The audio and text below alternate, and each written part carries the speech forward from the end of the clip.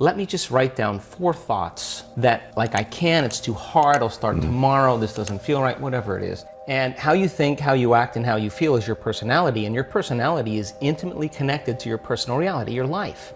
So then if you want to change your life, your personal reality, you got to change your personality. And here we go again. You got to start becoming conscious of your unconscious thoughts. Just write those down and say, these thoughts, like Gandalf on the bridge, you may not pass today. This is the end. So then if you become conscious of those thoughts, now you're the governor of your thoughts. Less than 2% of the Americans actually write their intentions or goals down. The ones that do actually write them down, they have an 80% chance of reaching those goals if they write them down. So when you write something down, you're telling your brain that you mean it. It's a direction that you're moving, and it has to be ongoing. And it's a to-be statement. A to-be statement is something that you're evolving into. Once you get clear on your intention, sponsoring thoughts, list the reasons why you want to be healthy. Because those sponsoring thoughts are really going to be the driving force to get you going in that direction. If it's healthy, you may have vitality. You may want to look better.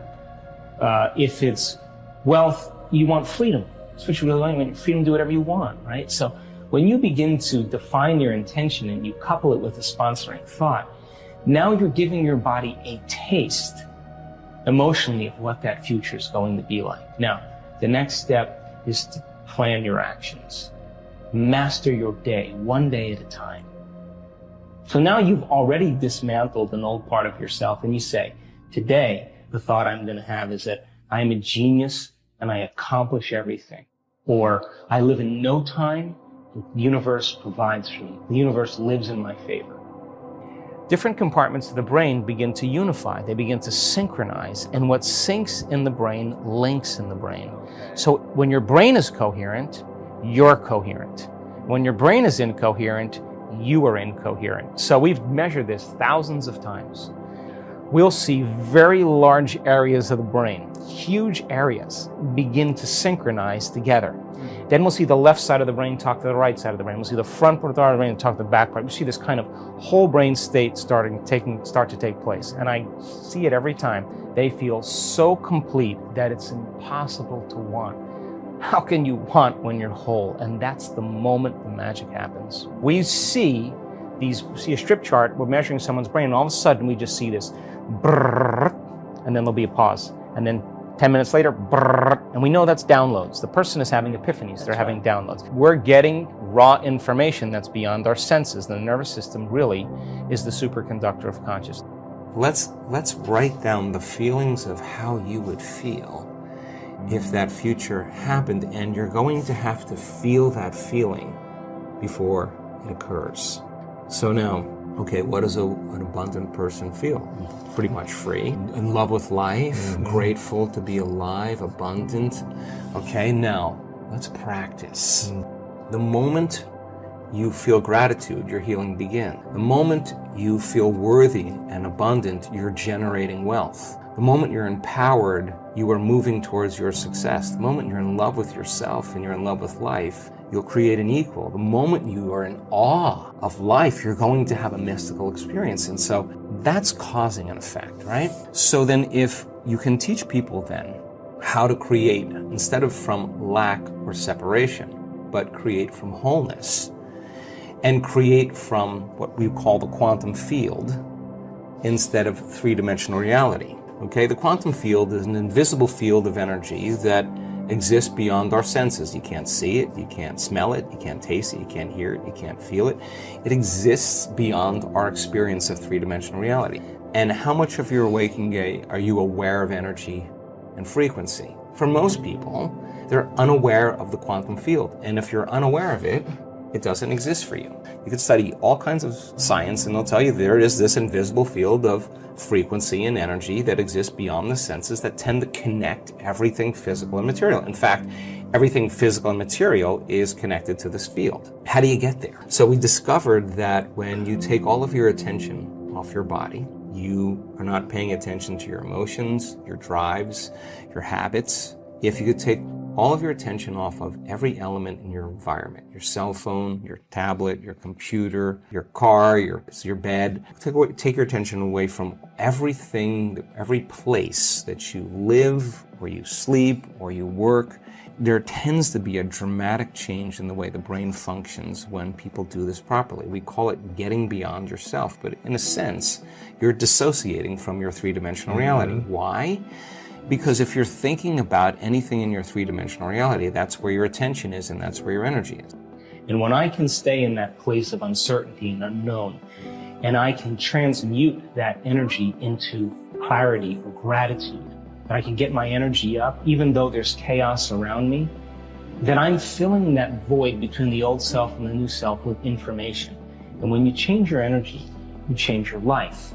In other words, you're so busy being elevated, no, you can't predict what's going to happen. You're just very clear you're not going to go back to those familiar cravings and familiar urges. We'll begin to help you get clear on the direction that you're moving and allow that energy to push you. Now, that energy is like the flame in the alchemist's crucible. It's going to turn base metals into gold. It's going to remove the dross. And so purification comes with quite a bit of agitation. There's got to be a stirring that takes place. And I think that most of us in the last year or two have felt this incredible stirring inside of ourselves. And that's because the energy is so intense that our nervous systems have to really adapt to it. So I think our purpose in life is really to remove these layers, these masks, these habits and emotions that block the flow of the divine within us. Every morning when you start your day, before you open your eyes and reach for your cell phone and check your WhatsApp and your texts and your Facebook, before you plug yourself back into your same familiar world, sit there and get very clear on what that future will be like and begin to emotionally embrace it before it happens. And if you do that properly, you're moving into a new state of being. First thing I would have people do is to really decide what they want in their life. I mean, that's the first step. Decide what your future could look like. Get clear on what that vision is and write down the specifics of what you want in your life, whether it's with your family or your career or with a relationship, whatever it is. Get clear on what that vision is of yourself in the future. And then write down the emotions of how you'll feel when it happens. Will you be joyful? Will you be enthusiastic? Will you be filled with energy? Will you love your life and be in a constant state of gratitude? And now you have a clear intention and elevated emotion. So then most people think in the past, and feelings and emotions are the end product of past experiences. So if you're feeling the same way every single day, it means nothing new is happening in your life.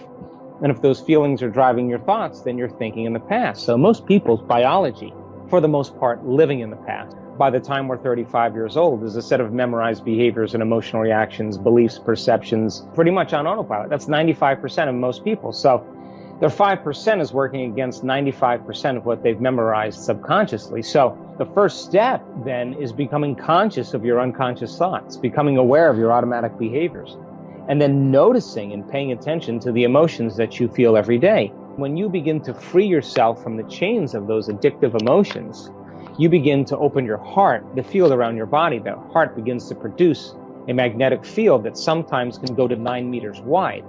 And if you can teach a person how to feel an elevated emotion and sustain it, and they begin to like drop pebbles in water over and over again, and they start to produce these beautiful waves. If they feel deeply and richly and profoundly, they're dropping big stones that are producing bigger waves. Now those waves are energy. And energy is frequency, and all frequency carries information like radio waves and cell phone waves. What those waves carry is your thought, your intent.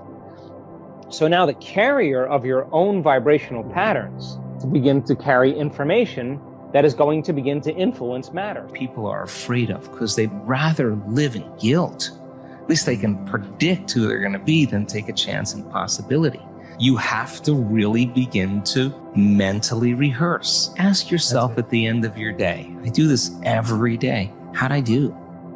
First thing you have to do is you have to decide, are you going to be defined by a vision of the future, or are you going to live by the memories of the past? Now, thoughts are the language of the brain, and feelings are the language of the body, and how you think and how you feel creates your state of being. So we could say that most people's entire state of being when they start their day is in the familiar past. Well, if you live in the familiar past, then it makes sense you're going to create the predictable future. Your body is your unconscious mind. Some people would rather cling to the familiar than take a chance on possibility. For most people, then, they say, well, I don't really see how my thoughts have anything to do with my destiny. Well, that's because 95% of those thoughts are subconscious programs, right? So you're not even conscious that you think those thoughts. So the first step to change is starting to think about what you've been thinking about and change it. And then when you begin to observe those thoughts, now the game is on, right? Because now you're working to become conscious of that and not go unconscious again. And it takes an incredible amount of awareness. It takes a great amount of consciousness, and you can't have consciousness without energy. So you got to raise your energy in order to get to it. Otherwise, you're going to be consumed. You're going to return back, right? So if you start becoming familiar, so conscious of those unconscious thoughts, they would never slip by your mind unchecked by you. Because if you combine a clear intention, a coherent thought, coherent brainwave pattern, with a coherent heart, moving into that elevated emotion, thoughts are electric and feelings are magnetic. The magnetism of this center becomes the energy. The intention is carried on that energy. And now you are broadcasting a new signature into the quantum field. When you lock into that frequency, if you keep revisiting that energetic signature over again every single day, then you don't have to go anywhere and get it. The new job finds you. The new house actually finds you. The new relationship finds you because you are the vortex that's drawing the experience to you.